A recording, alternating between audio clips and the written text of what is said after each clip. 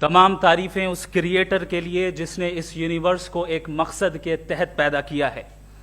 Respected جناب جاوید اختر صاحب, mister Saurabh Dwivedi اور respected audience, thank you all for being here today. آج کی ڈیبیٹ میں چونکہ ہم بات کرنے والے ہیں ڈز گاڈ ایگزسٹ کے ٹاپک پر, تو یہ ایک ایسا ٹاپک ہے جس کے متعلق کوئی بھی ڈیسیجن لینے کے لیے الگ الگ اسٹینڈرڈز ہو سکتے ہیں. لہٰذا ڈیبیٹ کے شروع میں یہ ضروری ہے کہ ہم یہ جان لیں کہ آج کے اس ٹاپک میں کون سا اسٹینڈرڈ صحیح ہوگا اور کون سا غلط ہوگا.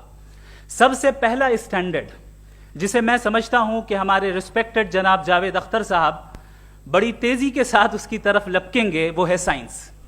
جبکہ سائنس در حقیقت خدا کے ایگزسٹنس کو ڈائریکٹلی ثابت کرنے یا اس کے ایگزسٹنس کو ڈینائی کرنے کے لیے اسٹینڈرڈ نہیں بن سکتی. اور اس کی وجہ کیا ہے یہ میں نہیں کہہ رہا, یہ وہ لوگ کہہ رہے ہیں جو سائنس کے ایکسپرٹس ہیں. نیشنل اکیڈمی آف سائنس کہتی ہے science doesn't have the processes to prove اور disprove the existence of God. Why? کیونکہ سائنس کا تعلق ایمپیریکل ایویڈنس سے ہے اور ایمپیریکل ایویڈنسز کا تعلق ہمارے نیچرل اور فزیکل ورلڈ سے ہے, جبکہ گاڈ نان فزیکل اور سپر نیچرل ریالٹی ہے. لہٰذا نان فزیکل ریالٹی کو آپ اس ٹول کے ساتھ نہیں چیک کر سکتے جس کا کام فزیکل ریالٹی کو تلاش کرنا ہے. لہٰذا آج اس ڈیبیٹ میں گاڈ کی ایگزسٹنس کو ثابت کرنے یا اسے ڈینائی کرنے میں سائنٹیفک ایویڈنس کو ایکسپٹ نہیں کیا جائے گا. دوسرا اسٹینڈرڈ ہو سکتا ہے ریویلیشن, کہ ریویلیشن کے ذریعے ہم یہ ثابت کریں کہ گاڈ ایگزسٹ کرتا ہے یا نہیں. لیکن یہ اسٹینڈرڈ بھی آج ارریلیونٹ ہے. کیوں؟ کیونکہ ریویلیشن میرے نزدیک سورس آف نالج ہے, ویلڈ سورس آف نالج ہے, لیکن ہمارے جاوید اختر صاحب کے نزدیک یہ ویلڈ سورس آف نالج نہیں ہے. لہٰذا آج کی ڈیبیٹ میں ایک بھی ایویڈنس کسی بھی مذہبی اسکرپچر سے نہیں دوں گا تاکہ جاوید اختر صاحب کے لیے وہ ان ایکسیپٹیبل نہ ہو. تیسرا جو معیار ہو سکتا ہے وہ ہے آبزرویشن, کہ بھائی کوئی کہے کہ ہمیں خدا دکھاؤ, اگر ہے تو دکھاؤ, یا یہ کہ خدا کے ایگزسٹنس پر ایمپیریکل ایویڈنس دو. تو یہ ہے در حقیقت غلط ٹول کا استعمال کرنا. یہ ایسا ہی ہے کہ جاوید صاحب مجھ سے یہ مطالبہ کریں کہ مفتی صاحب آپ میٹل ڈیٹیکٹر کے ذریعے پلاسٹک ڈیٹیکٹ کر کے دکھائیں. اب چونکہ پلاسٹک ڈیٹیکٹ نہیں ہو پا رہی ہے لہٰذا plastic does not exist. No, you are using the wrong tool. اس ٹول سے پلاسٹک کو ڈیٹیکٹ نہیں کیا جاتا. لہٰذا میں سمجھتا ہوں کہ گاڈ کے ایگزسٹنس پر ایمپیریکل ایویڈنس کا مطالبہ کرنا ایک بچکانہ مطالبہ ہے, اور ہمارے رسپیکٹڈ جناب جاوید اختر صاحب اس اسٹیج سے اب بہت آگے نکل چکے ہیں. اب بچتا ہے ایک ہی اسٹینڈرڈ, اور وہ اسٹینڈرڈ ہے عقل, لاجک, ریزننگ. اور یہی وہ اسٹینڈرڈ ہے جس کے تحت گاڈ کی ایگزسٹنس کو ثابت کیا جائے گا یا گاڈ کی ایگزسٹنس کو ڈینائی کیا جائے گا. لیکن چونکہ یہ بہت امپورٹنٹ اور سینسٹیو ٹاپک ہے, اس لیے لاجیکل آرگیومنٹ بھی ایسا ہونا چاہیے جو ڈیفینیٹو ہو, انڈیفینیٹو نہ ہو, جو 2 اور 2 4 کی طرح بالکل واضح ہو, جسے لاجیکلی ریجیکٹ کرنا پاسبل نہیں ہو.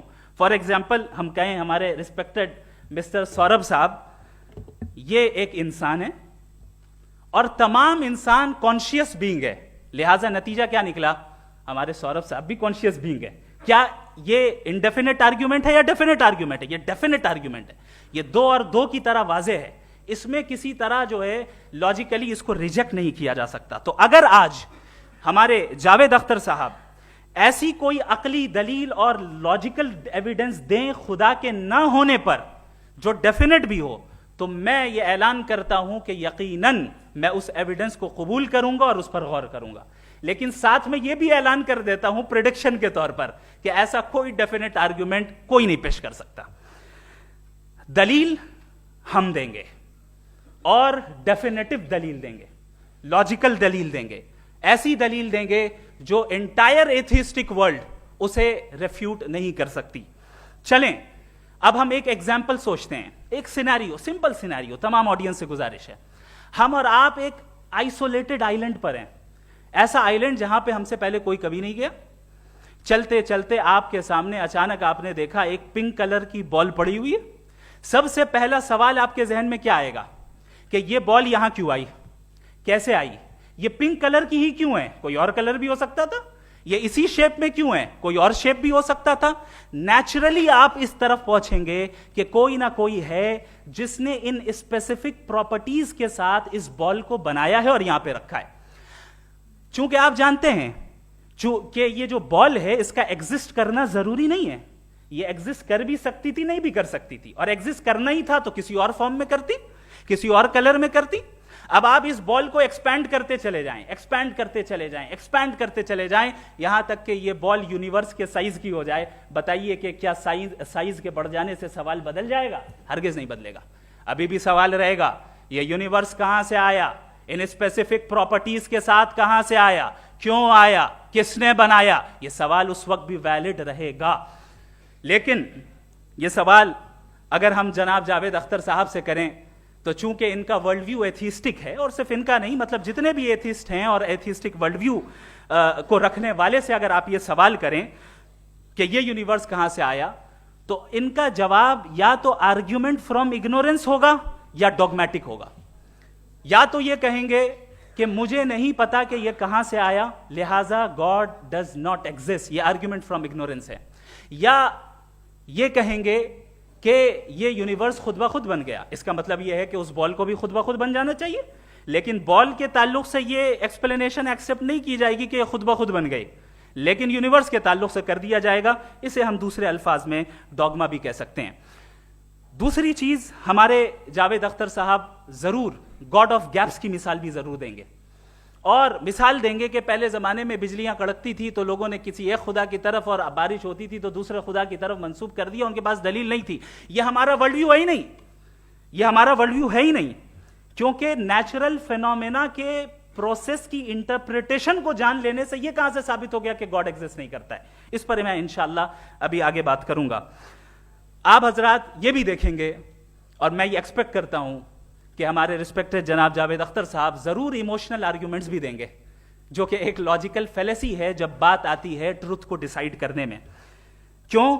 मिसाल के तौर पर वो कहेंगे कि अगर गॉड है तो ईविल क्यों एग्जिस्ट करता है, जबकि मैं कहता हूं ईविल का एग्जिस्ट करना गॉड के एग्जिस्ट करने की दलील है, उसके खिलाफ नहीं है। चूंकि अगर गॉड है तो हम सब उसके सामने अकाउंटेबल हैं, और अगर हम अकाउंटेबल हैं तो अकाउंटेबिलिटी के लिए ईविल का मौजूद होना जरूरी है, उसके बगैर हम अकाउंटेबल नहीं हो सकते। और अगर हम अकाउंटेबल नहीं हैं तो हम जनाब जावेद अख्तर साहब से पूछेंगे कि आप बताएं कि फिर सफरिंग इस दुनिया में क्यों है? अगर खुदा नहीं है तो सफरिंग क्यों है? और उन लोगों के जज्बे का क्या जिनके अंदर सफरिंग के बाद इंतकाम लेने का जज्बा पाया जाता है और वो इस दुनिया से ऐसे ही चले गए, क्या उनकी सारी तकलीफें बेकार चली जाएंगी? अब आ जाएं उसी एग्जाम्पल की तरफ कि बॉल, मुझसे अगर कोई पूछे इस बॉल को किसने बनाया और या इस एक्सपेंडेड बॉल को किसने बनाया, मैं कहूंगा कि चूंकि ये यूनिवर्स और इस यूनिवर्स की तमाम चीजें कॉन्टिंजेंट हैं। कॉन्टिंजेंट होने का मतलब ये होता है कि जो अपने एग्जिस्टेंस पे किसी के ऊपर डिपेंड करती हो, तो जाहिर है ये यूनिवर्स कॉन्टिंजेंट है। और अगर कोई चीज कॉन्टिंजेंट नहीं है तो मैं रिक्वेस्ट करूंगा कि मुझे दिखा दें कि कौन सी चीज यूनिवर्स में कॉन्टिंजेंट नहीं है, हम भी जरा गौर कर लें और हम भी देख लें। और जब कॉन्टिंजेंट चीजें मौजूद हैं तो फिलोसोफर्स की इस्तिलाह के मुताबिक, हम उस टर्मिनोलॉजी के मुताबिक हम उस जगह तक पहुंचते हैं और उस हस्ती तक पहुंचते हैं जिसे नेसेसरी बीइंग कहा जाता है, कि ये वो नेसेसरी बीइंग है जिसका मौजूद ना होना नामुमकिन हो। क्योंकि अगर ये मौजूद ना हो तो सारी चीजें एग्जिस्टेंस में आएंगी ही नहीं, और ये सारी कॉन्टिंजेंट चीजें उसी के ऊपर डिपेंड करती हैं। अब अगर आप ये सवाल करते हैं कि फिर उस हस्ती को किसने बनाया, फिर उसका कॉज क्या है, फिर उसका कॉज क्या है, फिर उसका कॉज क्या है, और एंडलेसली चले जाएं, इसे हम कहते हैं इन्फिनिट रीग्रेस ऑफ कॉजेस, जो कि लॉजिकल फेलेसी है। कॉन्सेप्चुअली इन्फिनिटी पॉसिबल है। मिसाल के तौर पे न्यूमेरिकल्स 1 2 3 गिनते चले जाएं, इन्फिनिट नंबर्स हैं। मैं कॉन्सेप्चुअली बात नहीं कर रहा, प्रैक्टिकली रियलिटी में साबित करके दिखाएं कि infinite regress of causes possible है या नहीं। अगर पॉसिबल है तो हम मान लेंगे, मिसाल दे दें, और पॉसिबल नहीं है तो एक ही ऑप्शन बचता है जिसे हम कहते हैं नेसेसरी बीइंग। ऐसी नेसेसरी बीइंग जो इंडिपेंडेंट है, क्योंकि अगर वो डिपेंडेंट हुई तो वो नेसेसरी नहीं रहेगी। ऐसी इंडिपेंडेंट बीइंग जो इटर्नल है, अगर वो इटर्नल नहीं होगी, उसकी बिगिनिंग होगी तो वो खुद कॉन्टिंजेंट है। ऐसी बीइंग जो पावरफुल है, क्योंकि कॉन्टिंजेंट को एक्चुअलाइज करने के लिए पावर चाहिए। ऐसी बीइंग जो इंटेलिजेंट है और नॉलेजेबल है, क्योंकि ये यूनिवर्स स्पेसिफिक फॉर्म और स्पेसिफिक लॉज ऑफ नेचर के तहत प्रिसाइजली चल रहा है। Thank you. تھینک یو مفتی صاحب. میں ان دلیلوں کے بعد جاوید اختر صاحب سے گزارش کروں گا, آپ بیٹھ کے بولنا چاہیں گے یا باہر؟ جی.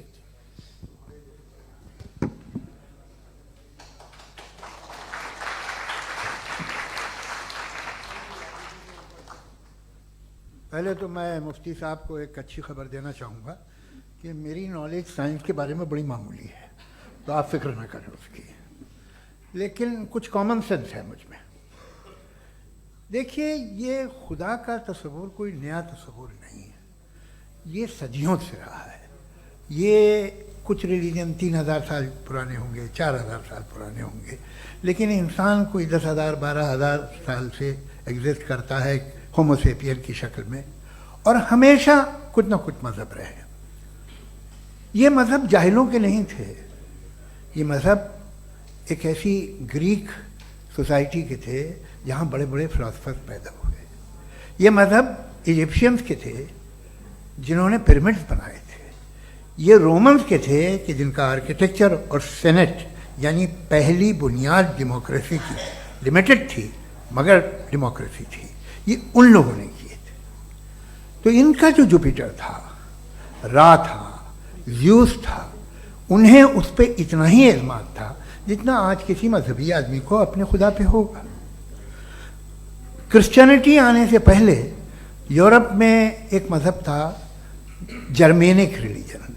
اس کا ایک خدا تھا, اس کی ایک بیوی تھی, اس کے 2 بیٹے تھے, ایک بیٹی تھی. پھر جرمنی میں جب یورپ میں کرسچینٹی آئی تو وہ خدا, اس کی بیوی اور پورے خاندان چلا گیا.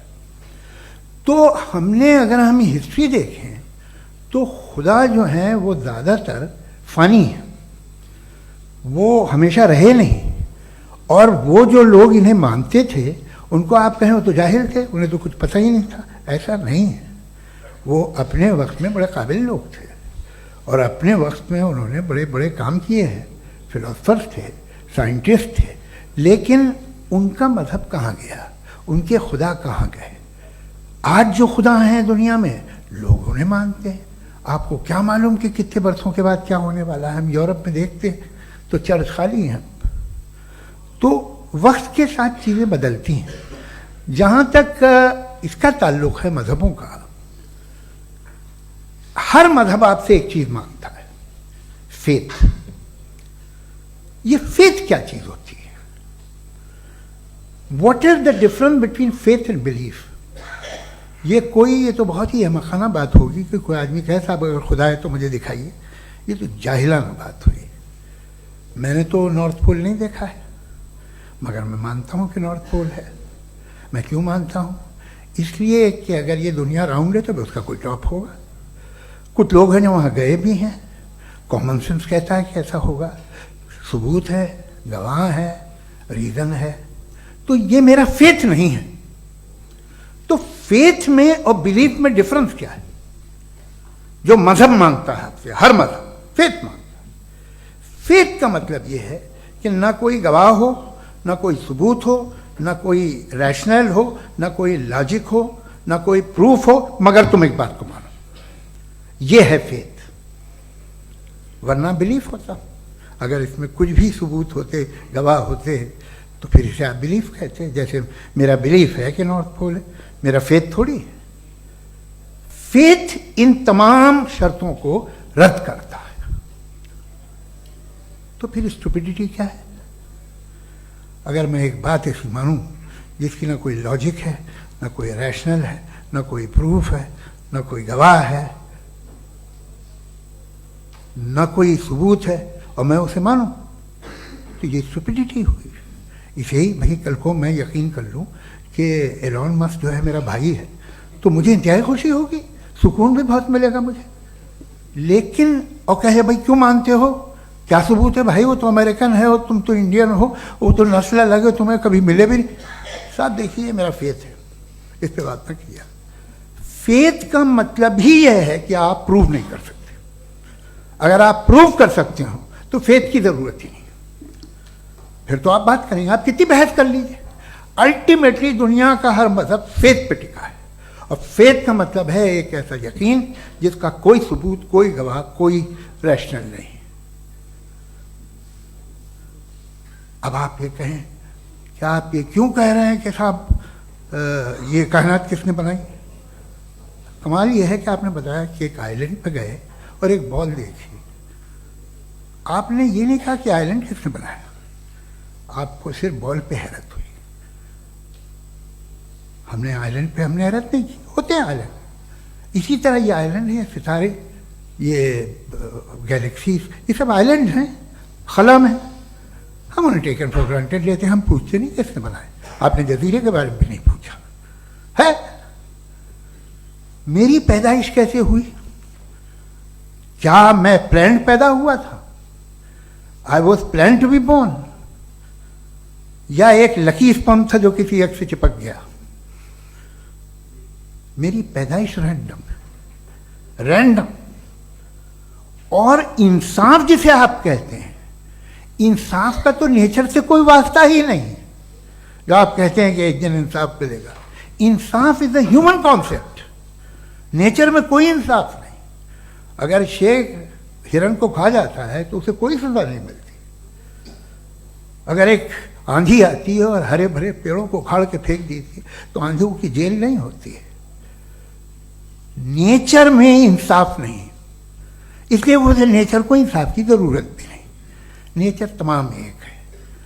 اب ہم کہیں کہ صاحب یہ دیکھیے جو میں نے کھانا کھایا تھا یہ میری آنکھ تو نے یوں کر دیا اسے تو اسے سزا ملنی نہیں. وہ سسٹم ہے، ایسے ہی چل رہا ہے. نیچر بغیر انصاف کے ہے. انصاف از اے ہیومن کانسیپٹ. تو جو آپ سے کہتا ہے کہ میں تمہیں انصاف دوں گا وہ انسانی ذہن کی پیداوار ہے. یہ نیچرل ہے ہی نہیں، یہ آسمانی ہے ہی نہیں. نیچر کا تصور، انصاف کا تصور. بھائی آپ ساتھ ملتے ہیں، اب آپ لیفٹ ہینڈ ڈرائیو کر لیں، یہ کیا ہے؟ تمام سچ، تمام نیکی، تمام شرافت لیفٹ ہینڈ ڈرائیو ہے. ورنہ کیا ہوگا؟ یا تو آپ کیوس کر دیں گے، آپ کا ایکسیڈنٹ ہو جائے گا، یا آپ کسی کو مار دیں گے، یا ٹریفک جیم ہو جائے گا. جھوٹ، بے ایمانی، رشوت خوری، یہ تمام جو ہے driving on the wrong side ہے. اس کے اوپر کچھ نہیں. یہ تو ہم نے بنایا، جیسے ہم نے لیفٹ ہینڈ ڈرائیو بنائی ہے. یہ کانسیپٹ آف انصاف جو ہے یہ ہمارا ہے، اس کا نیچر سے کوئی واسطہ نہیں. شیر کھا جاتا ہے ہرن کو، اسے جیل ہوتی ہے کیا؟ کچھ بھی نہیں ہے ہی نہیں. تو یہ جو دنیا کے ریلیجن پرومس کرتے ہیں آپ سے انصاف، اسی سے معلوم ہوتا ہے کہ یہ مین میڈ ہے. یہ تصور کہیں اور کا ہے ہی نہیں. جو نیچر ہے، کچھ لوگ کہتے ہیں نیچر ہی خدا ہے، تو نیچر میں تو انصاف نہیں کہیں. اور آپ وعدہ کر رہے ہیں کہ تمہیں مرنے کے بعد انصاف ملے گا. مجھے اگر ملے گا تو میں بہت خوش ہوں گا، لیکن میں یقین نہیں کر پاتا ہوں، اس لیے کہ میں فیتھ نہیں پیدا کر سکتا. The very fact that religions demand faith, اس کا مطلب ہے کہ ان کے پاس جسٹیفیکیشن نہیں ہے. اچھا تھا پھر ریلیجن اگر ماڈریشن میں ہے، کوئی سا بھی ریلیجن، وہ آپ میں کچھ خوبیاں بھی پیدا کرتا ہوگا. دیکھیے اس سے یہ فائدہ ہے، وہ فائدہ ہے. الکوہل جو ہے وہ زیادہ تر دواؤں میں یوز ہوتی ہے. اور ایک سروے کیا گیا تھا امریکہ میں کہ لانجیٹیوٹی کن لوگوں کی ہے. تو ایک طرف وہ لوگ تھے جو شراب پیتے ہی نہیں تھے، اور ایک طرف وہ تھے جو ایک بوتل شراب روز پیتے تھے. سب سے زیادہ لمبی عمر کی ہے جو 2 پیک ناپ کے شراب پیتے اور کھانا کھاتے ہیں. مگر ہم شراب کو برا سمجھتے ہیں، میں بھی برا سمجھتا ہوں. کیوں؟ ایسا ہوتا نہیں. کچھ چیزوں میں عادت ہوتی ہے کہ وہ بڑھتی ہے. آج تک میں ایک آدمی دودھ پیتا ہے، آپ 10 سال بعد بھی ملیں گے تو ایک ہی گلاس پیتا ہوگا. ایسا نہیں ہوتا، صبح سے دودھ پیتا رہتا ہے. ملکوہلک میں نے نہیں دیکھے، الکوہلک ہوتے ہیں. یہ ٹینڈنسی ہے مذہب کی کہ وہ بڑھتا ہے، جیسے کینسر بڑھتا ہے، جیسے شراب بڑھتی ہے. کچھ لوگ ہوں گے جو اسے صحیح طرح سے یوز کرتے. مجھے یقین ہے کہ ہمارے مفتی صاحب بھی ان میں سے ایک ہیں. ان سے بہت خوشی ہوئی مجھے ان سے مل کے. لیکن کتنے لوگ ہیں کہ آج آپ دیکھتے ہیں دنیا میں جو تباہیاں ہیں ان میں کتنا ہاتھ ہے ان لوگوں کا جو بلیور. کہتے تھا مذہب یہ نہیں کہتا، نہ کہتا ہوگا، मगर जब ये मजहब पीते हैं तो ऐसे बिहेव करते हैं। थोड़ा सा अगर हो तो शायद बहुत अच्छी बात, लेकिन शराब थोड़ी सी नहीं रहती, उसमें टेंडेंसी है पहले। थोड़ा सा अगर 2-3 कैंसर के सेल हो ना बॉडी में तो आदमी स्लिम रहेगा, लेकिन वो 2-3 सेल नहीं रहते, वो मल्टीप्लाई होते हैं। जावेद साहब टाइम पूरा हो गया। टाइम हो गया, तो बस बात खत्म हो गई। अच्छा, मुझे कुछ और कहने को था भी नहीं।